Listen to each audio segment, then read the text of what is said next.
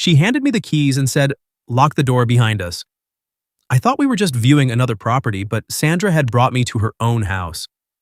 What happened in her bedroom that afternoon is something I'll never forget. Welcome to Secret Stories, where real confessions come to life. Make sure to like this video and subscribe to join our community of secret keepers. Now let me tell you exactly what happened that day. My name is Alex, I'm 28, and I work as a software engineer for a tech startup in Austin. After living in the same cramped studio apartment for 3 years, I finally had enough savings to upgrade to something better. I wanted a nice one-bedroom in a good neighborhood, maybe with a balcony and some natural light. That's how I found Sandra Martinez. She was recommended by a colleague who had recently bought a condo through her. "She's the best in the business," he'd said.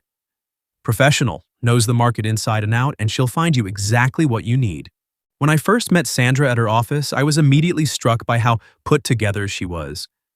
She appeared to be in her early 40s, with dark hair pulled back in a sleek bun, wearing a tailored navy blazer and pencil skirt that screamed success.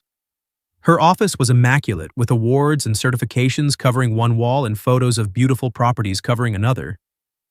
"Alex," she said, standing to shake my hand with a firm, confident grip, "I understand you're looking for your first real home." "That's right. Something with character but modern amenities. Good neighborhood, close to downtown." "I have several properties that might interest you," she said, pulling out a tablet and showing me listings. "What's your budget?" We spent about an hour going over my requirements and finances. Sandra was incredibly thorough, asking questions I hadn't even thought of. Did I prefer hardwood or tile floors? How important was parking? Did I need a home office space? She took notes on everything, occasionally glancing up at me with these sharp, intelligent brown eyes that seemed to catalog every detail. "I think I have a good sense of what you're looking for," she said finally. "I've selected 5 properties to show you this week. We'll start tomorrow afternoon." The first property she showed me was a converted loft downtown. It had exposed brick walls, huge windows, and an industrial feel that was trendy but somehow cold. Sandra moved through the space with professional efficiency, pointing out features and answering my questions with detailed knowledge about everything from the building's history to the neighborhood's future development plans. "The HOA fees are reasonable," she explained as we stood in the bedroom. "And this building has excellent resale value." I found myself watching her as much as I was looking at the apartment. She had this way of commanding a room just by being in it. Even in an empty space, her presence filled it somehow. "What do you think?" she asked. "It's nice, but it doesn't feel like home," I said honestly. She nodded approvingly. "Good. You should trust your instincts. A home needs to feel right, not just look right." The second property was a garden-level condo with a small patio. Pretty, but too dark. The third was a renovated townhouse that was beautiful but way over my budget. Each time, Sandra listened to my feedback carefully, adjusting her understanding of what I was really looking for. "You know," she said as we left the third property, "I think I've been showing you the wrong places." "What do you mean?" "You're not looking for an investment or a statement. You want somewhere that feels like sanctuary. Somewhere you can truly relax and be yourself." She was right, and the fact that she'd picked up on that impressed me. Most people in sales just want to close a deal. Sandra seemed genuinely interested in finding me the right place. The fourth property was different. It was a one-bedroom apartment in an older building with original hardwood floors, built-in bookshelves, and a kitchen that had been updated but still retained its vintage charm. The moment I walked in, I felt something shift. "This is it," I said, running my hand along the windowsill in the living room. "You're sure?" Sandra asked, but she was smiling like she already knew the answer. "Completely. This feels like home." "I hoped you'd say that. This building has good bones and the neighborhood is perfect for someone your age. Close enough to downtown for work, but quiet enough to actually sleep." We spent another hour going through the details, discussing the application process, and talking about next steps. Sandra handled everything with the same professional competence she'd shown all week, but I noticed something different in her demeanor. She seemed more relaxed, more personal. "Alex," she said as we prepared to leave, "can I ask you something?" "Sure." What made you finally decide to move? After 3 years in that studio? I thought about it for a moment. I guess I realized I was living like I was still in college, like my real life hadn't started yet. I want to feel like a grown-up. She smiled at that, and for the first time, it felt less professional and more genuine. That's a good reason. Your space should reflect who you're becoming, not just who you've been. Something in the way she said it made me curious about her own story, but I didn't feel like it was my place to ask. The application process went smoothly.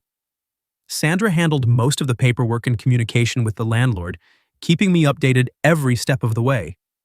She was incredibly efficient, but she also checked in about things that went beyond just the business transaction. "Have you thought about furniture?" she asked during one of our phone calls. "I know some great local places if you're interested." I haven't gotten that far yet. I'm still trying to believe this is actually happening. "It's happening," she said, and I could hear the smile in her voice. "You're getting your grown-up life." 2 weeks later, I got the keys. Sandra met me at the apartment for the final walkthrough, carrying a bottle of champagne and wearing a dress instead of her usual business attire. She looked softer somehow, more approachable. "Congratulations," she said, handing me the champagne. "You're officially a homeowner. Well, renter, but it's your space now." We did the walkthrough together, making note of a few minor issues that needed to be addressed. Sandra took photos and made a list, promising to follow up with the landlord. "I can't thank you enough," I said as we finished. "You made this so much easier than I expected." "That's what I'm here for," she said. "But honestly, you were one of my easier clients. You knew what you wanted, even when you didn't think you did." There was something in the way she looked at me when she said that, something that felt like more than just professional satisfaction. "Sandra," I said, not entirely sure what I was going to ask. "Yes? Would you like to stay for a glass of that champagne? I mean, I don't have furniture yet, but we could sit on the floor." She hesitated for just a moment, and I saw her weighing something in her mind. Professional boundaries, probably. "I'd like that," she said finally. We sat on the hardwood floor of my empty living room, drinking champagne from coffee mugs I'd brought in a box from my old place. The afternoon sun was streaming through the windows, and everything felt golden and new. "Can I ask you something now?" I said. "Fair's fair. How long have you been doing this?" "Real estate, I mean." 8 years. I got my license right after my divorce." "I'm sorry, I didn't mean to pry." "It's okay, it's not a secret. My ex-husband thought real estate was beneath me. Said I should do something more prestigious. Turns out I'm pretty good at this." "You're amazing at it." I felt completely taken care of this whole time. She looked at me for a long moment, something unreadable in her expression. "You know, Alex, I have to tell you something." "What?" "This is the first time in years that I've enjoyed the process this much. Usually it's just about closing the deal, but working with you, it was different." "Different how?" "I don't know exactly. You asked thoughtful questions. You listened to my advice. You trusted me to guide you. It felt more like a partnership than a transaction. The champagne was making me bold. I felt that too. Like you actually cared whether I was happy, not just whether you made a commission." "I did care. I do care." Something shifted in the air between us. We were sitting close enough that I could smell her perfume. Something subtle and expensive. Her professional mask had slipped entirely, and I was seeing Sandra the person, not Sandra the real estate agent. "Alex," she said quietly. "Yeah?" "I need to tell you something else." "Okay." "This probably isn't appropriate, but I've been thinking about you more than I should, more than I think about my other clients." My heart started beating faster. "Sandra, I know it's complicated. I know there are probably rules about this kind of thing, but I wanted you to know." I set down my mug and turned to face her fully. "I've been thinking about you too." "You have?" "From the first day.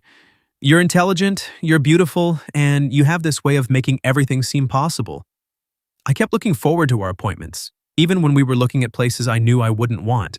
We talked for hours at a quiet restaurant downtown, and I felt more connected to her than I'd felt to anyone in years. Sandra was funny, thoughtful, and had this way of looking at the world that was both practical and romantic. "I design spaces for other people all day," she told me over dessert. but my own place is where I can be completely myself. I can't wait to see it. And that's how I found myself following her car through a neighborhood I'd never been to, toward a house I'd never seen, to cross a line that neither of us had planned to cross. Sandra's house was a beautifully restored craftsman bungalow with a wraparound porch and mature trees in the front yard. Even in the dark, I could tell it was special. "Welcome to my home," she said, unlocking the front door. The interior was exactly what I would have expected from her. Sophisticated but comfortable, with rich colors and carefully chosen pieces that all worked together perfectly. It felt collected rather than decorated, like every item had a story. "This is incredible," I said, looking around the living room. "You have amazing taste." "Thank you. It's taken me years to get it right." She gave me a tour of the downstairs, the living room with its built-in bookshelves and fireplace, the dining room with a table that could seat 8, the kitchen that managed to feel both vintage and modern. "Would you like a drink?" she asked. "I have wine, or I could make coffee." "Wine sounds perfect." She poured 2 glasses of red wine and we sat on her sofa, continuing the conversation we'd started at dinner. But there was an electricity in the air now, awareness that we were alone in her private space. "Alex," she said after we'd been talking for about an hour. "Yeah? I want to show you the rest of the house." "I'd like that." She stood and took my hand, leading me toward the staircase. "The upstairs is my favorite part." We climbed the stairs slowly, her hand warm in mine. At the top, she turned left down a hallway lined with framed photographs. "Guest room," she said, gesturing to one door. "Bathroom, my office." And then we reached the end of the hall. "And this," she said, opening the door, "is my bedroom." The room was beautiful, a king-sized bed with white linens, a sitting area by the window, soft lighting from bedside lamps. But what struck me most was how personal it felt. This wasn't a showroom or a magazine spread. This was Sandra's private sanctuary. "It's beautiful," I said. "I've never brought anyone here before," she said quietly. "Not since my divorce." "Thank you for trusting me with it." She turned to face me then, and I could see vulnerability in her eyes that she'd never shown me before. Alex, I need you to know something." "What?" "I don't do this. I don't get involved with clients. I don't bring men home. I don't open up like this." "Then why are you doing it now?" "Because something about you feels different. From the very first day, you made me feel seen. Not just as someone who could help you find an apartment, but as a person." I stepped closer to her. "You are seen. You're the most remarkable woman I've ever met." "Alex ... I know this is complicated. I know there are probably a dozen reasons why we shouldn't be here right now, but I can't stop thinking about you." She reached up and touched my face gently. "I can't stop thinking about you either." And then she kissed me. It was soft at first, tentative, like we were both still testing the waters. But when I kissed her back, when I pulled her closer, something ignited between us. All the professional distance, all the careful boundaries, all the reasons this was complicated, none of it mattered anymore. When we finally broke apart, we were both breathing hard. "Are you sure about this?" she whispered. "I've never been more sure of anything." That night changed everything between us, not just physically, though that was incredible, but emotionally. Sandra let me see parts of herself that she'd kept hidden. Her vulnerability, her dreams, her fears about getting involved with someone again. We've been together for 4 months now, and what started as a professional relationship has become the most meaningful connection I've ever had. Sandra wasn't just helping me find a home, she was helping me understand what home really means. She still shows properties to other clients, and I still live in the apartment she found me. But most nights, I sleep in that beautiful bedroom she showed me that first night. And every morning I wake up grateful that I was looking for more than just a place to live. Sometimes the best things in life come from the most unexpected places. I thought I was hiring a real estate agent. Instead, I found the woman I want to spend the rest of my life with.